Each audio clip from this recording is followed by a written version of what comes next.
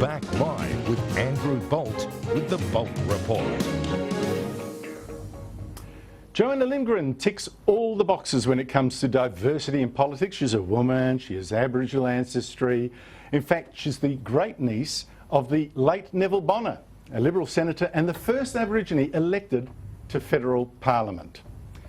But more important than all that symbolism is that Lindgren is the only real Conservative senator that the Liberals have in Queensland, which is also the key battleground state in the election. Now, for instance, remember how a Queensland University of Technology lecturer, Aboriginal, banned white students from using the university's Aboriginal-only computers? Remember how that lecturer then sued them under the Racial Discrimination Act when they publicly complained? Well, Lindgren opposed this racial division, opposed this law against free speech. I do not support any kind of segregation, whether it is at a university, classrooms or any other forum for that matter, and nor do I support the constant hiding behind 18C of the Racial Discrimination Act and the constant use of racist tags against those who oppose your ideals. Senator Lindgren joins me now from Brisbane. Thanks a lot for your time. No, thank you, Andrew. Now look, before we get on to what I asked you to come talk about, Malcolm Turnbull, your leader, has said, right, the Liberals need to be a more representative party with more women. Now how come you, the only woman on the party's Senate ticket for Queensland, has just been given the 6th spot, essentially the last spot, the almost unwinnable spot for September 2? Well, Andrew, those who know me well, they know that I'm determined to win position number 6 on the Senate ticket. I absolutely agree that seniority should be considered when forming this ticket, and I understand that I am the least experienced and definitely the newest member to the team, so I accept the outcome of the ticket. However, in saying that, I am determined, and those who know me well know that I have I have a warrior spirit, and I will fight to the very end.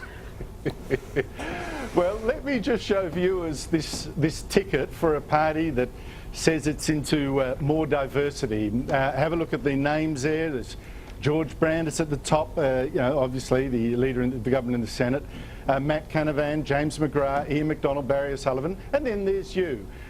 Or put it another way, there's white bloke, white bloke, white bloke, white bloke, white bloke, Aboriginal woman down there where she can't win. That's not very diverse, is it? Well, you know, as I said before, I don't agree with taking people with their race, but in saying that, I think the ticket's quite diverse. We have a QC, we have an accountant, we have a police officer who has an exceptional business career, we have the father of the Senate who has an awful lot of knowledge of Northern Australia, and then there's me, probably the most diverse senator on the ticket.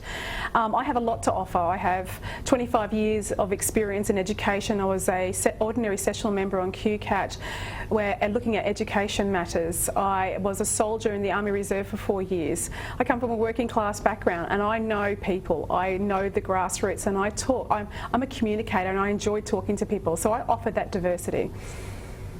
Yeah, well, you offer that diversity in the position number 6. I think it's a bit crazy, but there you go. You're playing the team game, so I shall move on. The Turnbull government, as you well know, Joanna, faces battles on 2 fronts, right? There's the Labor and Greens, they're on the left, but it's also got a bushfire behind it, Conservatives on the right of it. Now, how serious is this Conservative revolt? Well, I don't think there is a revolt.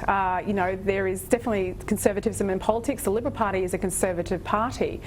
We, you know, we have underlying social values which underpin most of our, or all of our social policies, and I think good social policies are certainly part of the Liberal values. And people like myself and Andrew Hastie, who was just on earlier, are part of that conservative team of senators and MPs who are working to ensure that conservatism and our social values and our philosophies are heard in the Liberal Party.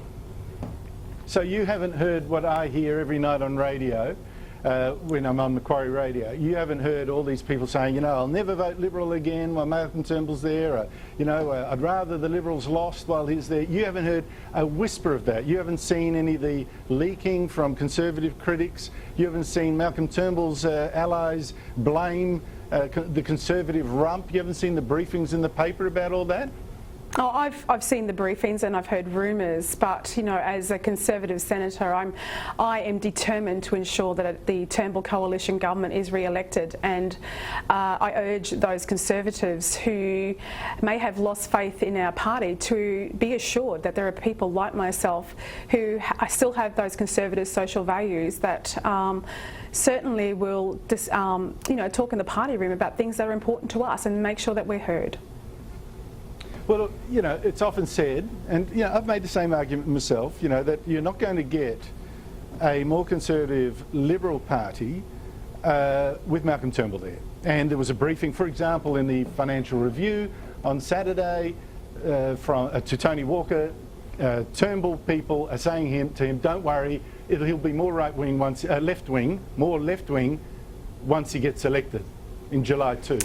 Can you tell me why we shouldn't worry and why there's a Conservative case for voting for this government? Well, I don't believe you should worry. Like I said, there's still a strong Conservative voice in the coalition in Canberra.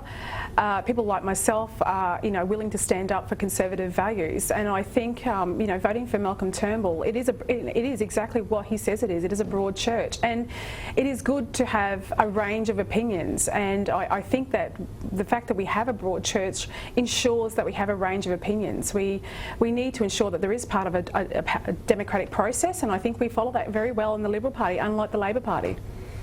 Yeah, but how can we have faith that it is as you say, when half the interviews that Malcolm Turnbull gives to the ABC, he's comfortable in that environment, and he hasn't given a single interview to say 2GB, which is a hotbed of Conservatives like me and Alan Jones and Ray Hadley and Ben Fordham and Steve Price. He really is going out of his way not to talk to Conservatives. Look, no Malcolm Turnbull here, for instance.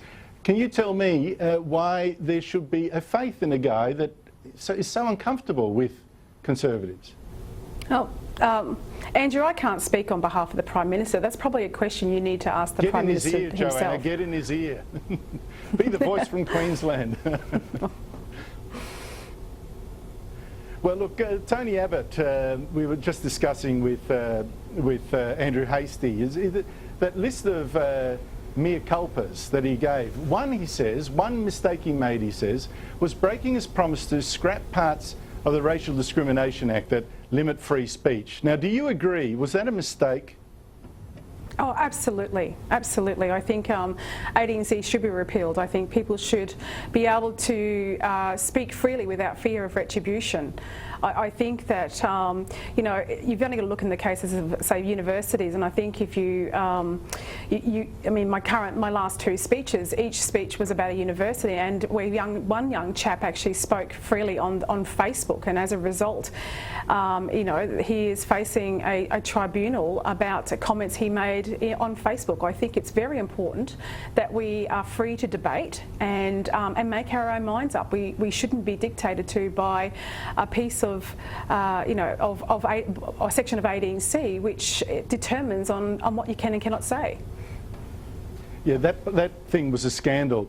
One of the things that you've talked about in responding to this Queensland University of Technology case is this increasing division of people into so-called races, where in this case Aborigines could only use these computers and whites could only use these. I mean, it's ridiculous. That's what it's about.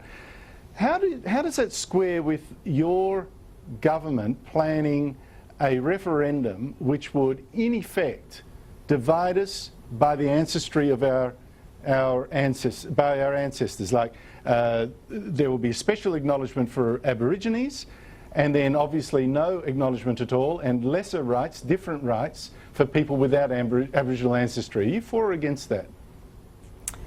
Look, I'm in favour of historical knowledge of the First Peoples. However, prior to 1967, most people don't know that Aboriginals were recognised in the Constitution. So, you know, I think this is a question like the same-sex marriage plebiscite that has to go to the people and let the people determine.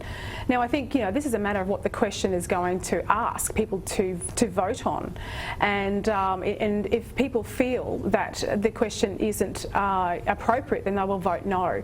But I think the constitutional recognition or constitutional reform needs to happen under a Liberal coalition government. We do not want the Labor Greens government deciding what the question is. They will go so far left, and I believe no one will vote for it then.